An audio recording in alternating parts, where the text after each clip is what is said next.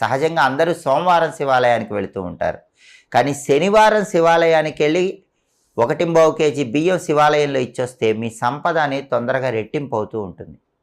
మీకు జాబులో టెన్షన్స్ ఉన్నా, వృత్తిపరంగా ఎదుగుదలలో ఆటంకాలున్నా శనివారం శివాలయానికి వెళ్ళి అక్కడ మారేడు దళాలు సమర్పించండి. శివుడికి మారేడు దళాలు శనివారం శివాలయంలో ఇస్తే దానివల్ల ఉద్యోగపరంగా ఉన్నటువంటి సమస్యలు దాదాపుగా తగ్గిపోతాయి.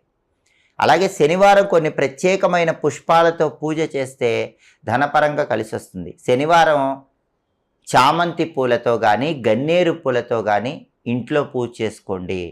అలా పూజ చేసుకున్నట్లయితే మీకు తొందరగా ధనలాభం కలుగుతుంది.